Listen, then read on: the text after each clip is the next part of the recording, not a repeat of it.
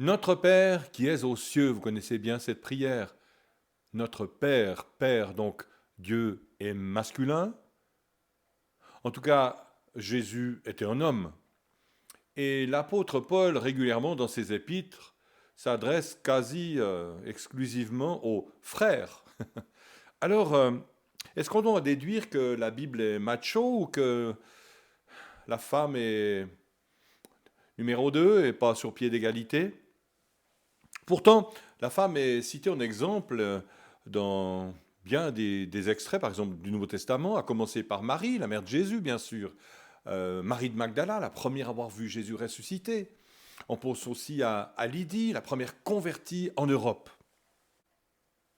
Mais le Dieu trinitaire, apparemment, est masculin, ou en tout cas cité comme tel. Alors, pour en avoir le cœur net ou mieux comprendre, je vous invite à la genèse des choses, puisque au premier chapitre, à la création de l'humanité, il est dit, au chapitre 1er, verset 27, Dieu créa l'homme à son image. Il le créa à l'image de Dieu, il créa l'homme et la femme. L'homme et la femme sont donc à l'image de Dieu. Le texte original dit mâle et femelle. Donc l'image de Dieu est mâle et femelle. Si on reprend littéralement la Genèse, c'est intéressant.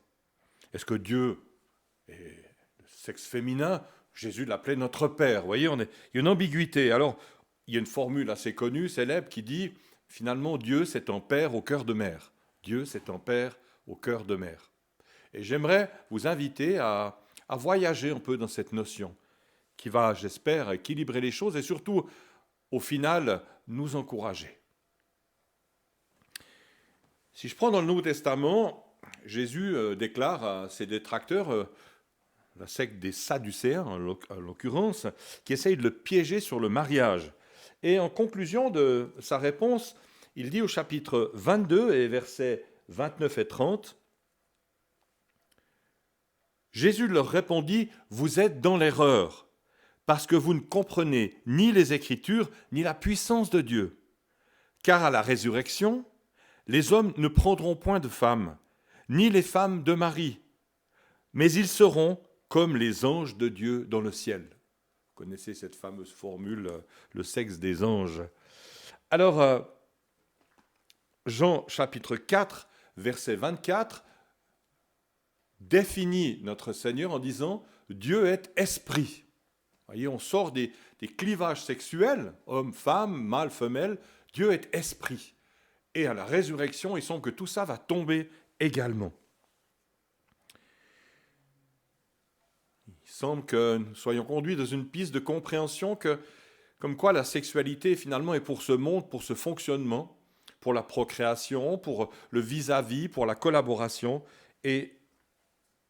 Mais le ciel dépasse ces clivages, en tout cas, semblerait dire ces textes que nous venons de lire. Un de mes très grands amis, le professeur Robin Rive, professeur à la Haute École de Théologie de Saint-Légier, en Suisse, s'est penché sur ce problème. Il a fait un travail là-dessus et j'avais envie de partager avec vous certains extraits de ses réflexions. Vous allez voir, c'est très intéressant. Je vais le citer quelques minutes. Voilà ce qu'il dit. Les évocations de Dieu dans la Bible sont majoritairement masculines. Mais ce n'est pas une analogie exclusive. Dieu n'est pas plus mâle qu'il n'est femelle. Ces catégories sont insuffisantes pour le décrire. Mais alors, pourquoi ce déséquilibre manifeste en faveur de la représentation masculine de Dieu? Certains y voient l'adaptation de la révélation biblique à une société patriarcale, où l'autorité était exclusivement confiée au mâle. L'explication, dit le professeur Rive, me semble d'être d'un autre ordre. La Bible décrit Dieu avec des catégories appropriées à ce qu'elle cherche à nous communiquer. La figure masculine est celle de l'instruction et de l'exhortation. Je me permets de rajouter un exemple. Dans l'Épître aux Éphésiens, au chapitre 6, verset 4, il est dit « Père, élevez vos enfants en les corrigeant et en les instruisant. » Je reprends. Comme les Écritures sont essentiellement une interpellation adressée par Dieu aux hommes, il est assez naturel de voir l'image du Père y apparaître massivement, sans parler de la puissance du Dieu de Créateur. Toutefois, quand il est question d'accueil, de guérison et de consolation, les auteurs bibliques n'hésitent pas à évoquer des images maternelles. Le Christ lui-même, pleurant sur Jérusalem, s'est identifié à une figure maternelle. Rappelez-vous, Jérusalem, Jérusalem, combien de fois ai-je voulu rassembler tes enfants comme une poule rassemble ses poussins sous ses ailes, et vous ne l'avez pas voulu. Sans qu'on puisse en instant douter de la masculinité de Jésus, de son humanité, nous entendons ici sa personne également divine, intégrée en rôle maternel, quand il s'agit d'exprimer l'amour de Dieu désirant sauver son peuple. Est-ce, par ailleurs, une simple coïncidence liée à la langue, mais le terme hébreu traduit par esprit, roua, est féminin, et le nom grec est neutre. La sagesse divine à laquelle Jésus s'est identifié, et qui est aussi liée à l'action de l'esprit, est, tant en hébreu, okma, qu'en grec, sophia, en termes féminins. Quelques exemples bibliques du féminin de Dieu. J'aimerais lire avec vous dans le prophète Ésaïe des textes assez forts dans ce domaine. Tout d'abord, le chapitre 42, les versets 13 à 14. L'Éternel s'avance comme un héros. Il excite son ardeur comme un homme de guerre. On est dans le masculin, entre guillemets. Il élève la voix, il jette des cris, il manifeste sa force contre ses ennemis. La suite. J'ai longtemps gardé le silence, je me suis tu, je me suis contenu. Je crierai comme une femme en travail. Je serai haletant et je soufflerai tout à la fois. Plus loin, au chapitre 49, toujours dans la même veine, les versets 14 et 15, Sion, Jérusalem, disait « L'Éternel m'abandonne, le Seigneur m'oublie ». Verset 15, « Une femme oublie-t-elle l'enfant qu'elle allait ? N'a-t-elle pas pitié du fruit de ses entrailles ? Quand elle l'oublierait, dit Dieu, moi, je ne t'oublierai pas. » Dieu est présenté encore plus maternel qu'une mère. Dans le livre des Nombres, écrit par Moïse, au chapitre 11, verset 12, nous trouvons là aussi quelque chose d'intéressant. « Est-ce moi qui ai conçu ce peuple ? Est-ce moi qui l'ai enfanté pour que tu me dises, porte-le sur ton sein, comme le nourricier porte un enfant, jusqu'au pays que tu as juré à ses pères de lui donner. » Eh oui, Dieu a enfanté Israël, il l'a conçu, lui donne la vie.